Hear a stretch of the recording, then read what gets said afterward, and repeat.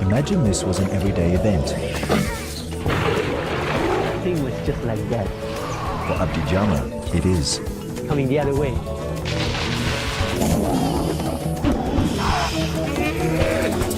Check this, they will show us. This man risked everything to become a wildlife filmmaker.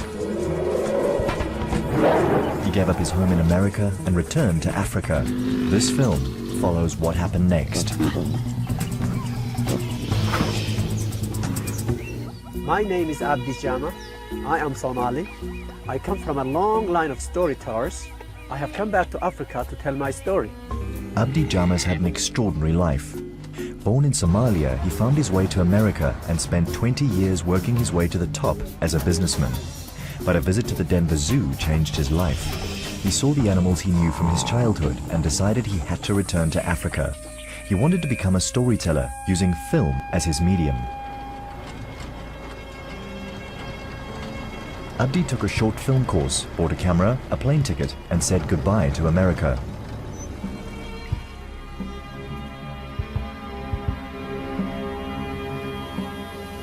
When Abdi was a boy, his instincts about wild animals were strong. They helped him to survive. Now he had to find a way to remember.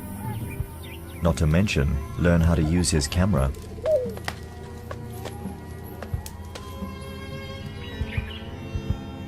This film is about the amazing events that unfold in front of Abdi's camera. He's made a good decision to come to the Moremi Game Reserve in Botswana.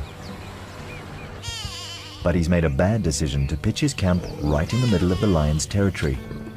Abdi's discovered that lions rule in their territories, which means they do pretty much what they want. This is just the beginning. As long as Abdi stays camped in this spot, it'll get turned over regularly by the lions to inspect their new visitor.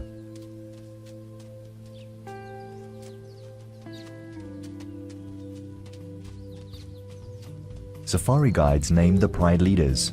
There's Lazy Boy and Patches, just as active as his brother.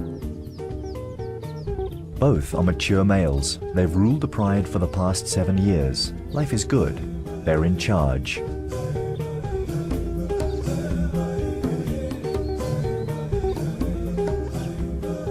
Abdi's instinct is to become part of the pride himself, and his first 2 months he works at being accepted. Once the lions do accept him, there seems to be no limit to the activities Abdi gets to film. Abdi believes the real key to his success with the pride is patience and respect. As the weeks pass, Abdi gets plenty of camera practice, and he makes getting close to the lions look easy. But he's taking a big risk to get this shot.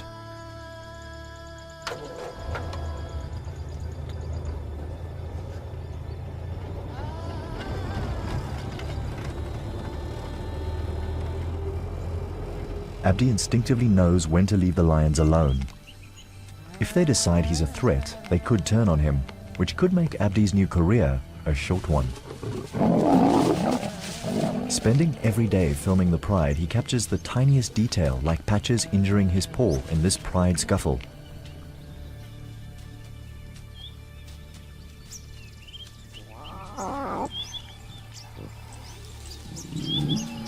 And instinct tells Abdi that he's safe.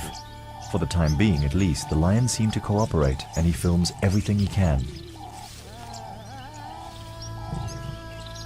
Patches is still bothered by his sore paw. And for now, the rest of the pride takes things easy.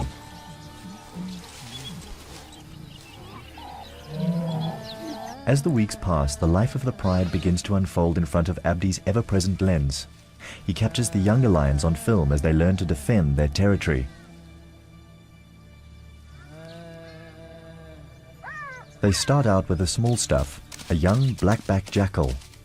To the lions, he's a threat and must be eliminated. The jackal's not food, it's just not welcome. One reason that this place attracts so much wildlife is because the Okavango Delta floods twice a year.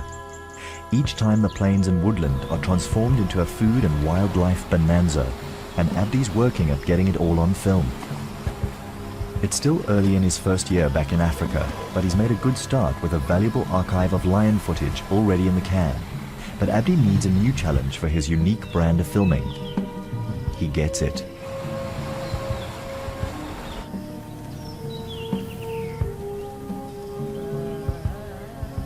This leopard mother is up there already, and all of a sudden I see the impala coming to feed on the berries that are on the ground.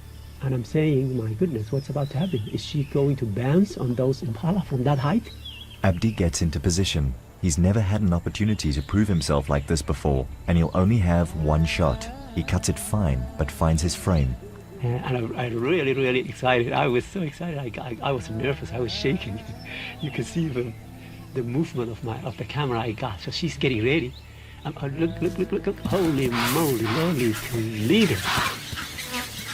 I can't believe it. That's really something. That is really something. But just when things could scarcely get more exciting for Abdi, something else happens.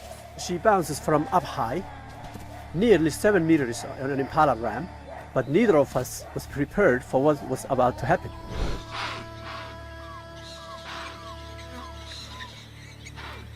Abdi whip pans across to find Patches.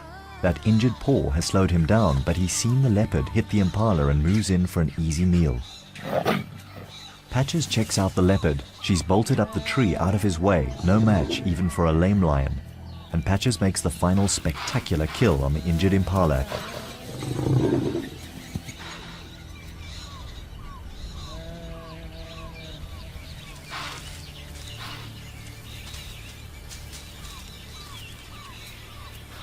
For the leopard, this kind of thing goes with the territory. Lion territory. And while Patches walks away with his free meal, Abdi realizes he's just found his next story. Patches steals the leopard's prey, but the leopard is about to steal the picture.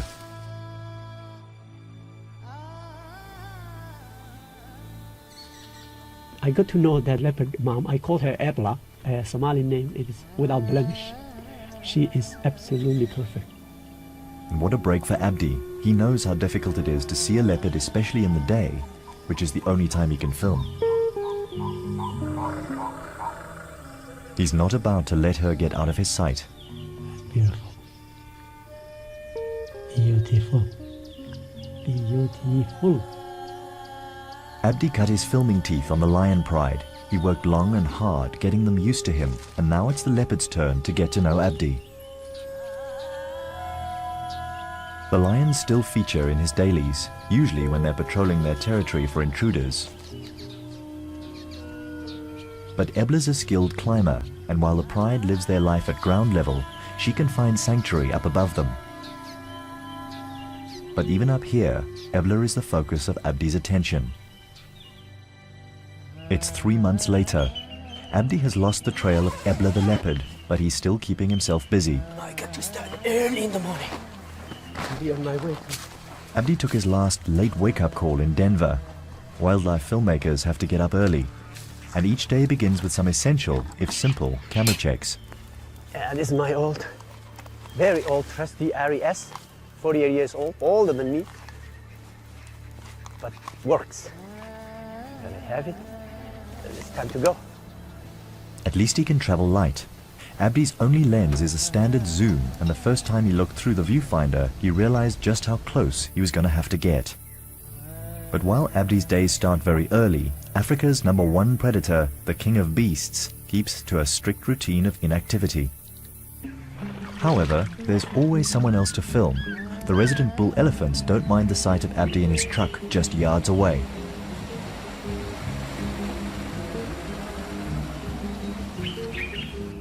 But a breeding herd is a whole new ballgame, and they make it perfectly clear to Abdi that they wish he'd stayed in Denver. The herds migrate through the Okavango during the dry season.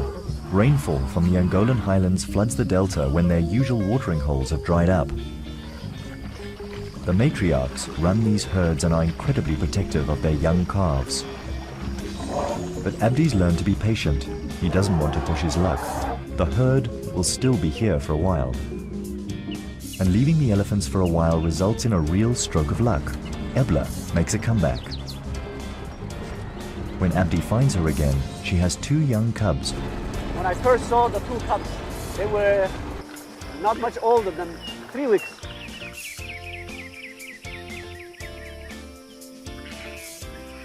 As I got to know the two cubs, I could see that the male is the more adventurous.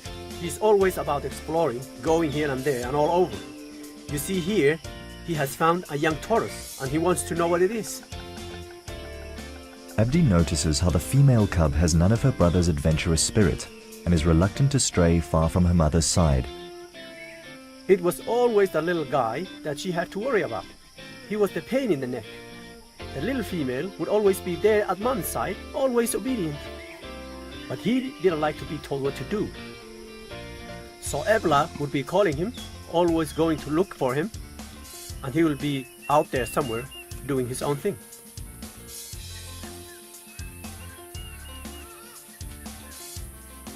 Abdi feels there are similarities between his own childhood and that of the cubs.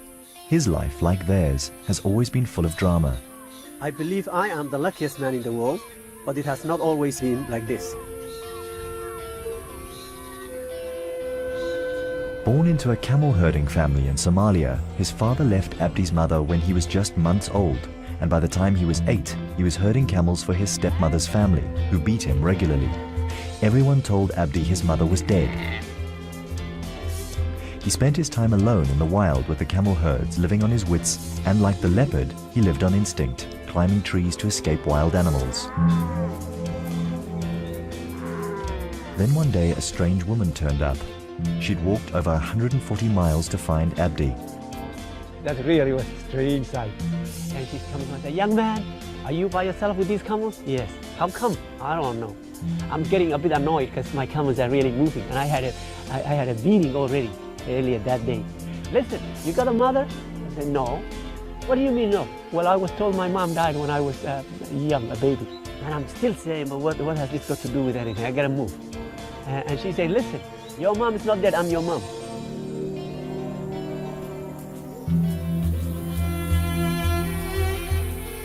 His mother made sure he got a proper education. For the first time in his life, he had someone to look after him.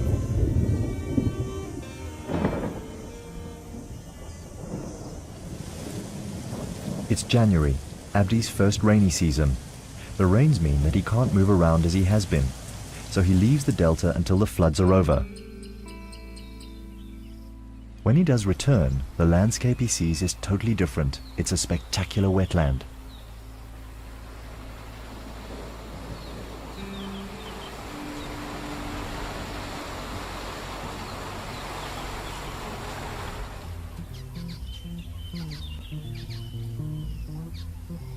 But some things haven't changed. Lazy Boy is still out on patrol, the beginning of his 5th year at the top. And the younger Pride members are thriving too.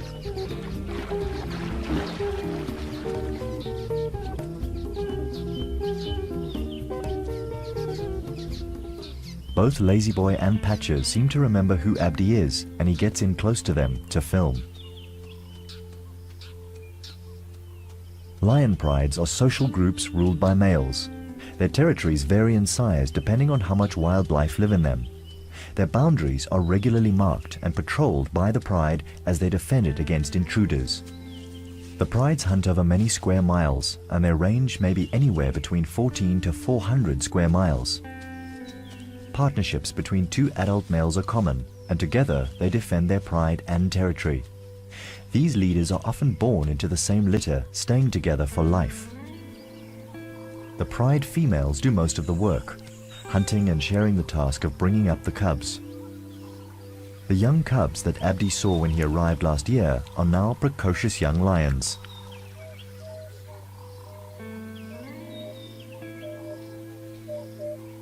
They can't resist their urge to explore their territory, while the rest of the pride tackle things with their usual sense of purpose. And Abdi follows them, only to find himself witness to another drama as it unfolds. He watches as the cubs encounter another male. He's a stranger, and what's worse, he's younger, bigger, and stronger than Lazy Boy or Patches. The local guides already know about him and have christened him Angus. He's the pride's worst nightmare. An adult male lion in search of a pride and territory of his own, and when he finds one, he'll try to take it. Life may have to change for Abdi's pride.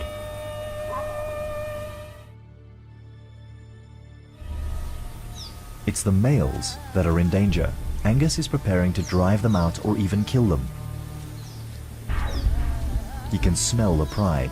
They're nearby.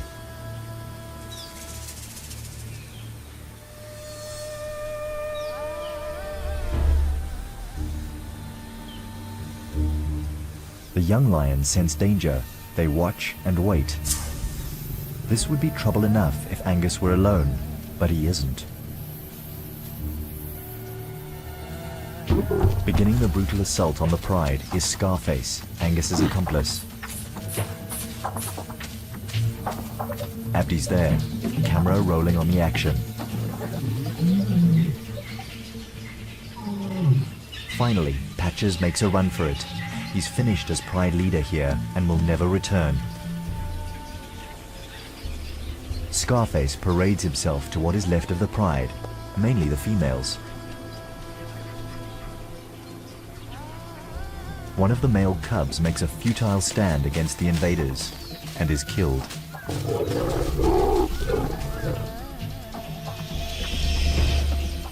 Even the cubs that have fled to the tall marsh grass are run down and killed. This is the way lion prides change hands. It is a brutal and bloody part of nature. The new leaders must start their rule by building a new pride. They turn their attention to the females and stake their claim with scent.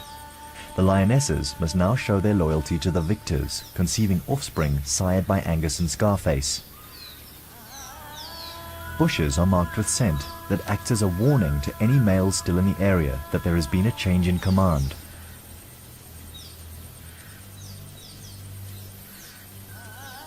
The males that have survived the takeover have to submit to Angus and Scarface.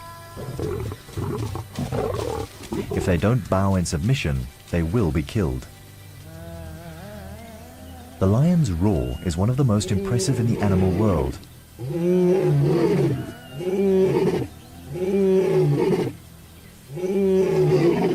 Lazy Boy limps away. This was the last shot Abdi ever got of him.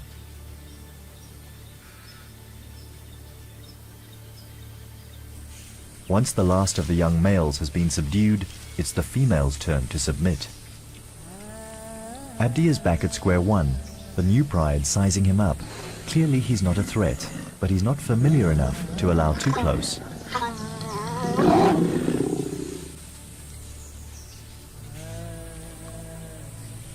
He keeps a respectful distance.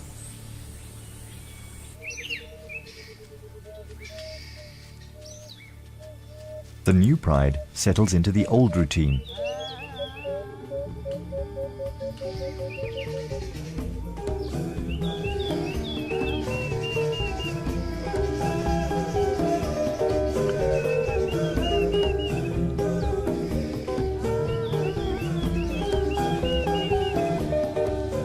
Working as a team, Angus and Scarface have done the hard work, and now they can take things easy. For Ebla the leopard, that could mean trouble. They'll be on the lookout for threats to their territory. But when Abdi does find her and the cubs, he's relieved that she's clearly doing okay. They're feeding on a kill. Mom, Ebla, had already got them to eat and eat and eat until the carcass was light enough to get in the tree.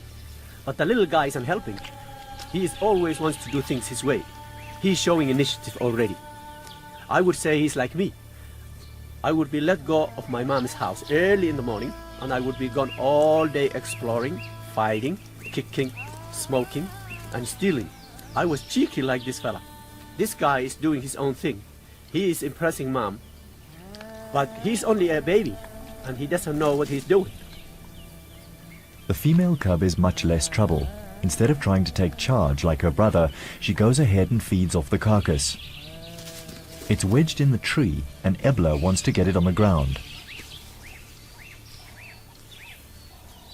The female does nothing to help and seems to be too busy eating.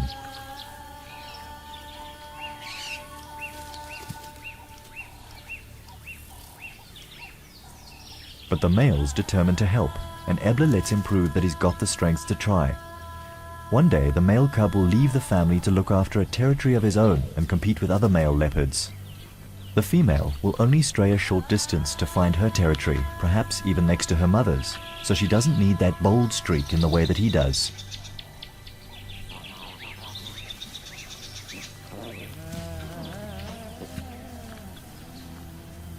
The male cub tries hard to outdo his mum.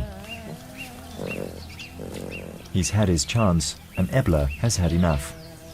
But he's a male through and through, and gives her an impudent swipe back.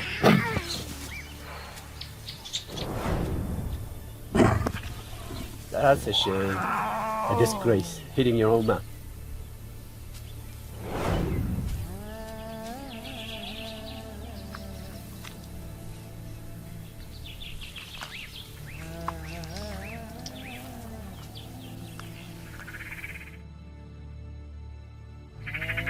The female cub seeks reassurance with her mother. Ebler's mother leopard characteristics remind Abdi of how his own mother fought for him. She worked hard to put him through school and encouraged him to make his way to America. So Abdi feels an especially close relationship to Ebler and her wild family.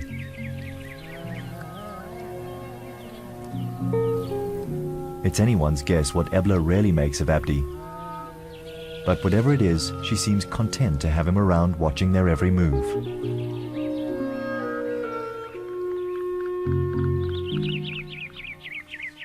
Abdi even stays to watch them sleep and reflects on his own African boyhood.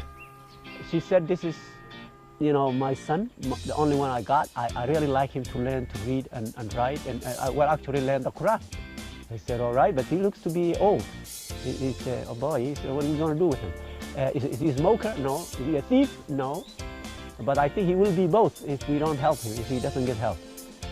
So I just ended up in a public school, and then I went on, I got promoted to a boarding school, and that's where I met the British and Irish teachers, and man, then I never looked back. 6 months have passed and the delta is flooded again. This time the waters come from the Angolan hills, 100 miles away, gradually working its way here as the surrounding area dries up and attracting huge numbers of game in the process. When I got here, I found out that elephants, breeding herds, do come to this water point to drink and bathe and relax. But when I came on a bit closer to take some shots of them, they would inch away, they would just move away. They knew that there is some kind of stranger coming. It's really amazing how they know a character, a person, a vehicle that they hadn't seen before.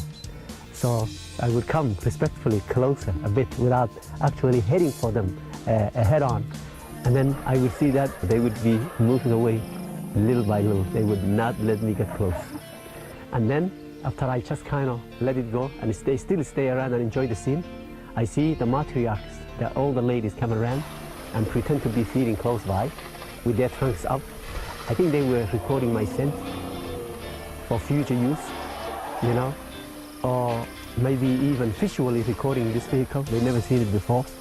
So just for future reference to say who is this character, we've never seen him before. Fredo Foe. I was convinced that's what they were saying.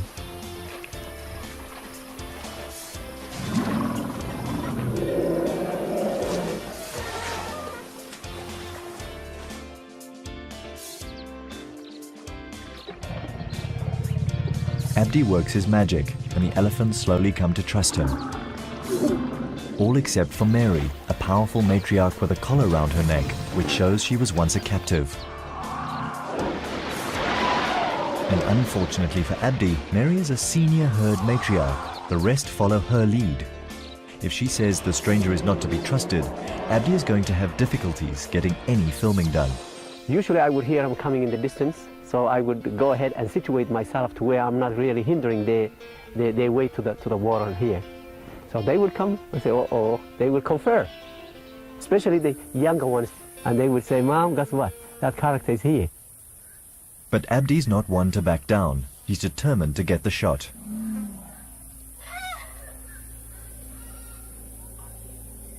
But little by little, they kind of realize this guy's okay. He's okay. He's with us. And that was sweet, wonderful. The Okavango is certainly not short of spectacular wildlife. There's plenty more for Abdi to film and even more dramatic events to be revealed.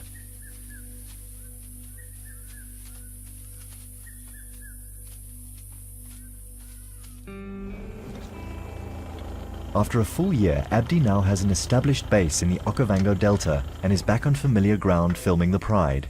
Even Angus, the new boss, is getting used to the sight of Abdi in his truck first thing in the morning. Abdi was hit by the filming bug when he was still a boy in Somalia. The US Peace Corps came to town with a mobile movie theater and they gave him his first glimpse of America. They had movies on projectors they would show us about. Montana later saw the big fat cows. Horizons that you absolutely would not see the end of. They say that is Shangri-La, that is heaven, that's where we're to be. And incredibly, Abdi, a Somali camel boy, was given an opportunity that would transform his life. College, followed by a master's degree in business administration and a career as an account executive. It's a different world altogether. And masses and masses and masses of people everywhere. I mean, I've never seen or dreamed of that volume or number of white people everywhere. We just used to have one or two that we could see shining from a distance. I thought everyone I met there was studying for something that has to do with money, banking. For 20 years, he never looked back. He soaked up the lifestyle. This was as different as life could get.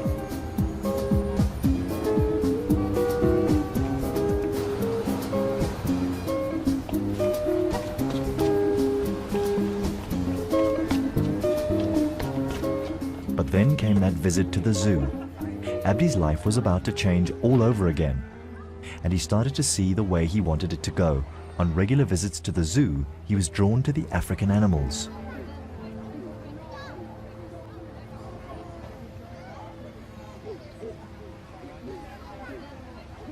Through the lens of a borrowed camera, Abdi saw these creatures from his childhood in a new way. But the zoo was not enough. He wanted to film them in the wild, to tell their stories.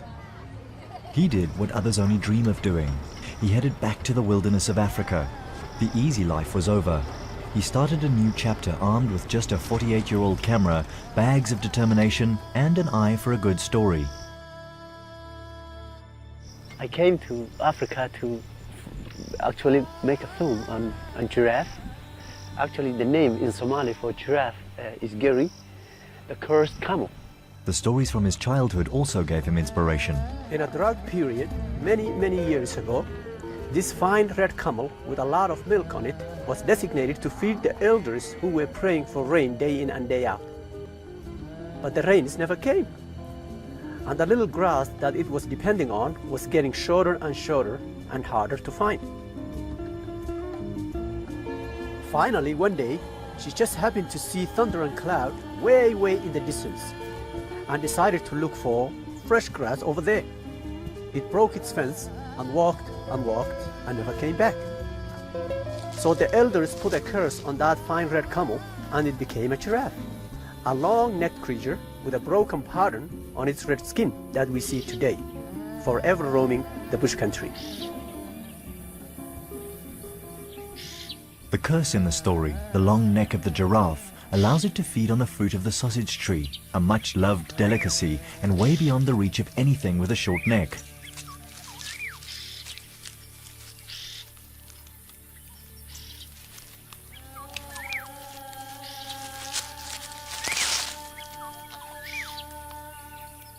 But filming these elegant animals, Abdi realizes that their height isn't always an advantage.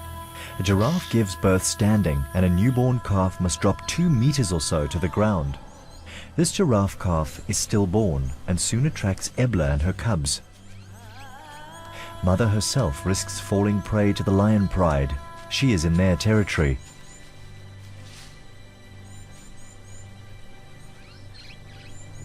Preoccupied with this lucky find, the leopard family pays less attention to other newborn giraffes. Able to get to its feet within minutes, a young giraffe must fend for itself from the moment of birth. Mother isn't able to offer much protection. Abdi identifies with the lives of the animals that he films, and by spending so much time with them, he gets wonderful opportunities.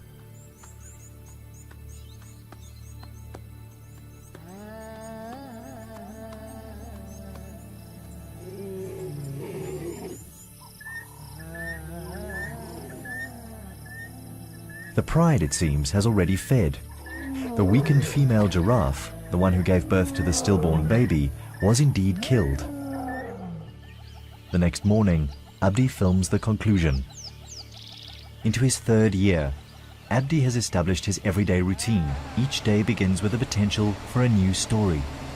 Suddenly, he sees a young cheetah sprinting through the grass. It's in trouble.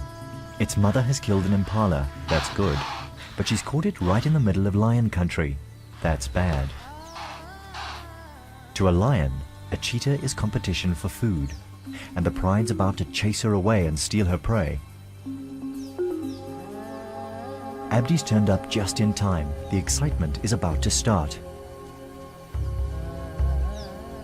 But just as the lionesses have driven the cheetah off and grabbed the kill, a brash young male lion from their pride tries to pull rank. He's out to claim the kill himself. The cheetah uses the squabble as covering fire and escapes into the bush. But there's no such thing as a free meal, and the male has to work hard to hang on to the carcass. Another male joins in the chase.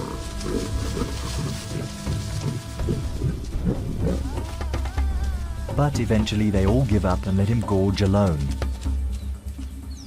Abdi's stories include some familiar faces as the lives of different animals overlap. But he's always searching for new characters too. And as he starts to explore more of the Delta, he finds them. Folks in these parts tell me there are more people killed by hippos than any other mammal. But I believe if you treat them with respect and give them space, they're all right. But Abdi is not about to be deterred. They're big and not that easygoing, just like the matriarch elephants. So Abdi decides to approach them the same way. Hippos are clearly not animals one wants to irritate, but as long as they are angry with each other, Abdi is safe. This is also a real scoop for Abdi. Hippos usually fight each other in the water. There's over 5 tons locked in fierce battle here. These spectacular male brawls are always brutal and often end in death. Their massive teeth can bite and rip into each other's bodies with enough force to tear through hippo hide and disembowel the opponent. The winner is usually the one with the biggest mouth, but these two are the same size and it's a stalemate.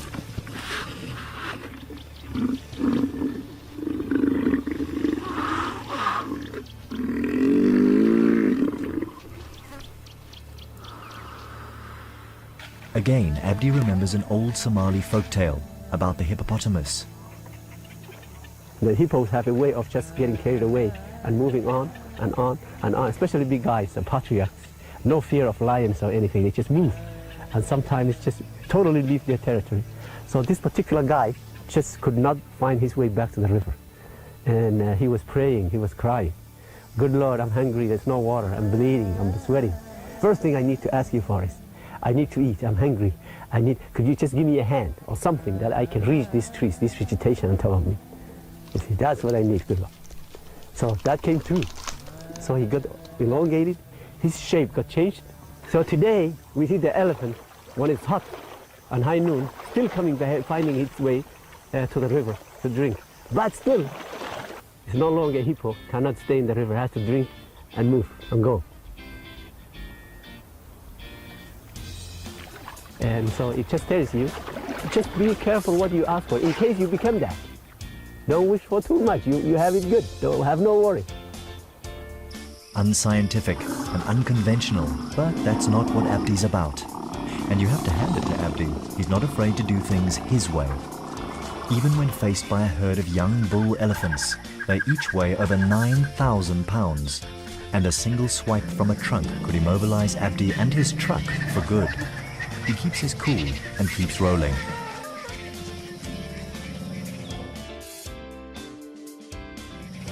Abdi's put his faith in the unique approach he's developed to filming. It's based entirely on respect. This is not for the faint-hearted. They can be on their own, but just like us, they like company. They get together to drink, talk, brag, fart, and enjoy one another. Some of the talk I can hear with my own human ears. It's not their stomach, like some people would tell me.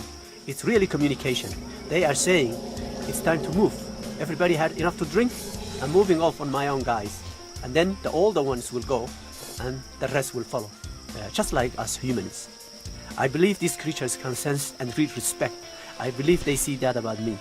That's why they haven't killed me a long time ago. One day I was just having lunch, and this magnificent bull elephant by himself, like they usually are, was in the bush behind me there feeding. Then he just came a little bit, came. So to myself, I'm saying, you fool, why don't you just come in that open area, that gap between me and right there, come by, there's the river. And my goodness, he just came towards me slowly. He was coming slowly. And he had his head sideways, his amber eyes I could see blinking. He was touching me and was quiet. Door open exactly like this. And he just came. And he was just moving larger and larger. I said, goodness, what did I ask for? So what do I do now? And he comes. And then all of a sudden, he lifts the trunk and he is ransacking me. He's looking for food. So his trunk is all over the place. And when he breathes, his trunk is almost in my pocket. I'm here like this. And I'm just saying he's going to overturn this little truck. And every time he breathes out, my clothing on the seat here is literally flying all over the place. So he comes around and he is like this. So then I remember, if you do this, they back off. That's what I did. And he just kind of backed off, like saying, I don't mean any harm, just looking for a snack, man.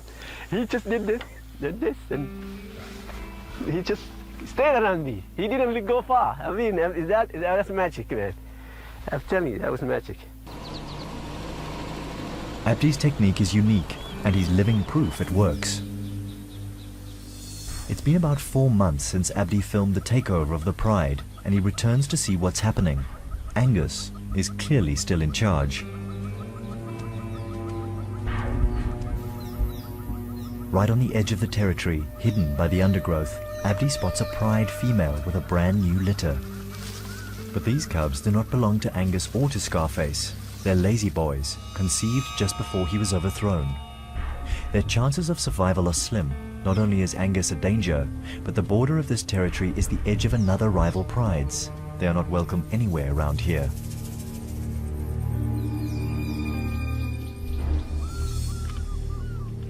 If Angus finds these cubs, he will instinctively know they are not his, and he'll kill them.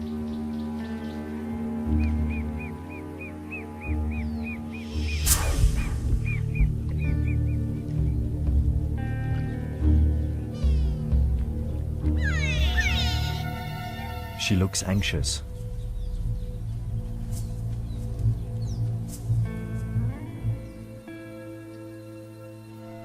The cubs are only feet away in the bushes and remain still and silent.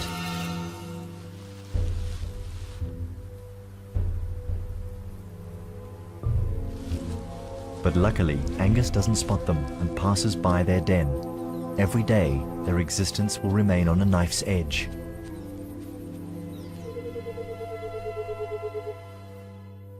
The two powerful leaders meet and greet each other in another part of the territory. All she can do for the cubs is to feed them and keep them hidden. Shortly after he filmed them, this outcast family disappears, and Abdi is left wondering if the cubs will ever make it. Over the next few months, the Okavango begins to dry out again, and lots of new creatures appear. Prey for the Pride, but some of them can be lethal. Buffalo are heavyweights and they're dangerous, but there's a lot of meat on a buffalo, so they're high on the target list for lions.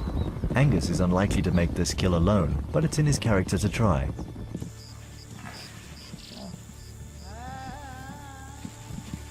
For all their might and power, male lions do very little hunting. It's the lionesses that hunt for the whole pride.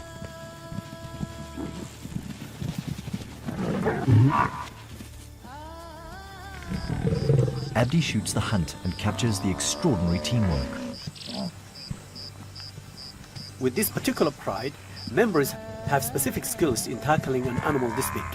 Each female has a role to play in the attack. But this youngster at the front is out of line. She's fooling around and really gets to pay for it. Look here.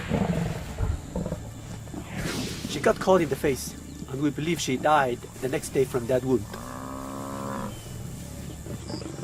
It's not every day they catch an animal this big. This is a feast for them for a few days, depending on how many more of the family find their way here. So when I am filming, I got to be sure I don't interfere to where the buffalo gets away. That would be lack of respect. Abdi has never tried to change the course of nature. He feels that trying to help an injured animal would never be the right thing to do. It's only by being a silent witness to life and death in the Okavango that he's managed to capture such extraordinary behavior on film.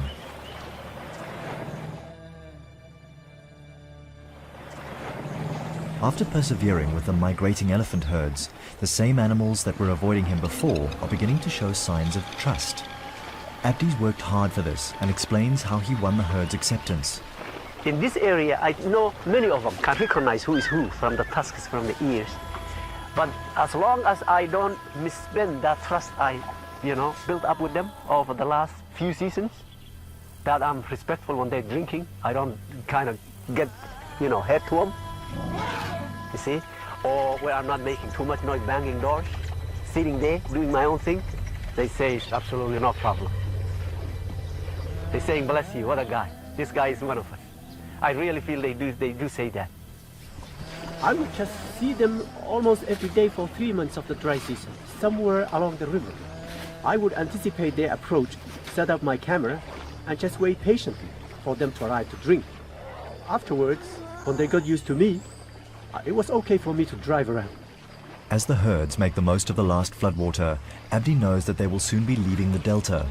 By now, he is able to get right up to them, even to the calves, which are normally so heavily protected by the matriarchs.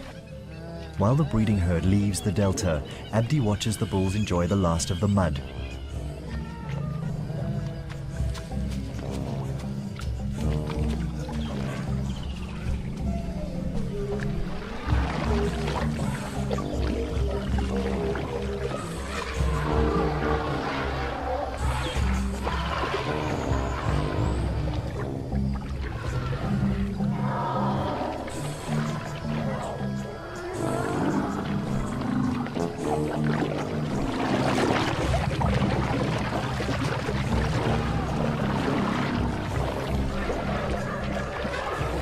One sick old bull, probably a lot older than Abdi, catches his eye.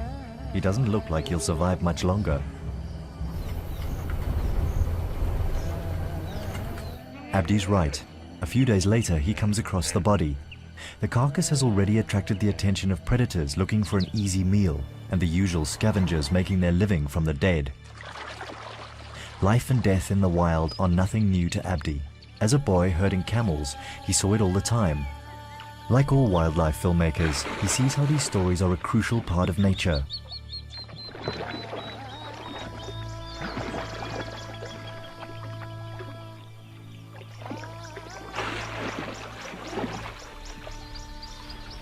But he still worries about some of his characters, especially the ones he's got to know so well, like Ebla.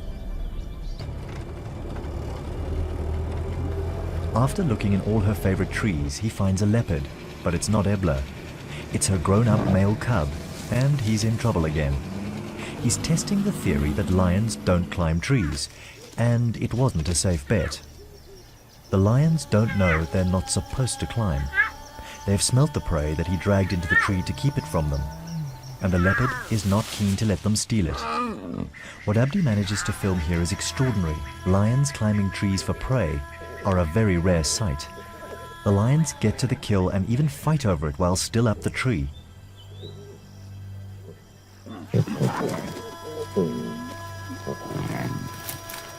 Yet again, the pride has claimed another free meal.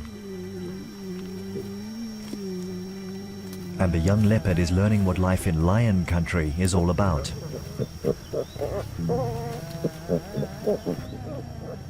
All the leopard can do is watch the lions have their feast.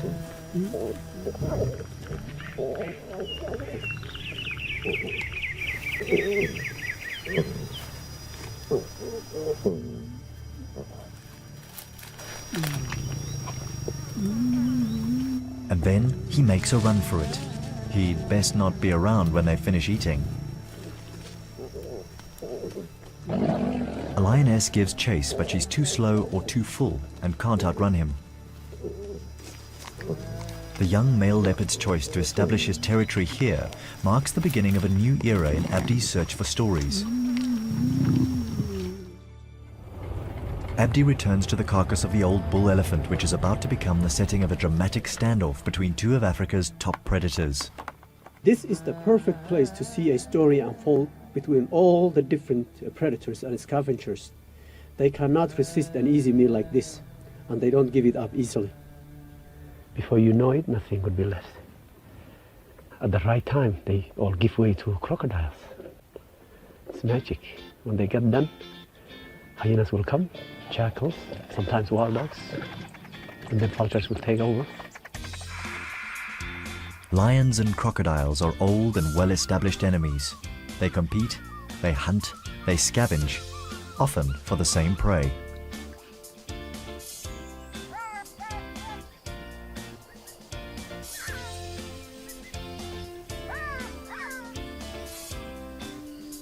The lions bring up reinforcements. It looks like things are going to start happening.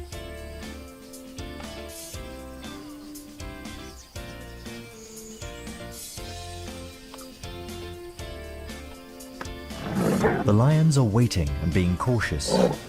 The crocodile is the only predator here that is as powerful as they are. And Abdi's waiting too.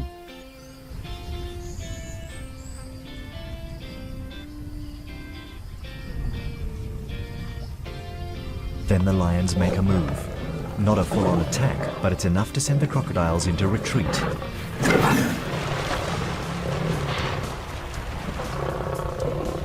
And even the lions look surprised by the back down. Abdi chalks up another unique sequence. He leaves the lions to eat their fill over the next few hours and heads off. The new pride rarely does have total rule here. They have young, strong leaders, and it should be a long time before there is as much drama in their lives again. Abdi has made sure that we have been able to see just how these impressive predators live. After 8 months without any sign of Ebla, Abdi finally tracks her down. She appears to be alone.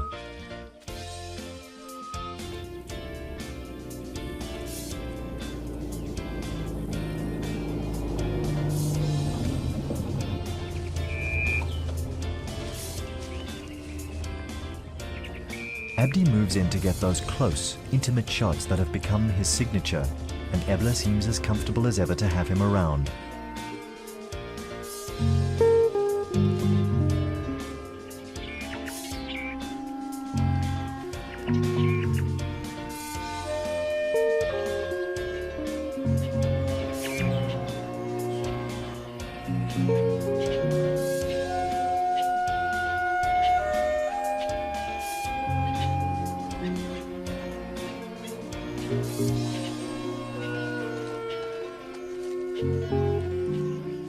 Abdi's approach to filming is exceptional.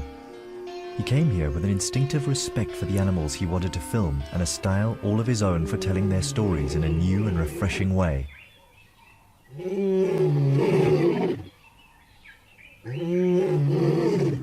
The intimate family portrait of Ebla and her cubs, Lazy Boy and Patches losing their pride to the brash young Angus and Scarface, and the elephant herds that made life difficult for him. They're all characters that we got to know in an extraordinary way because of Abdi Jama.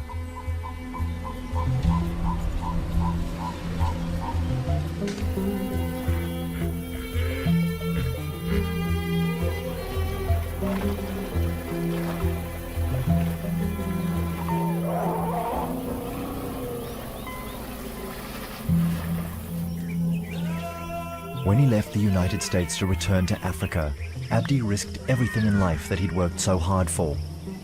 Believing he could succeed at something he'd never experienced took an immense amount of courage and self-belief. But then for a man who started out as an impoverished camel boy and went on to become a successful businessman and then become a wildlife filmmaker, who could ever really doubt that he would succeed?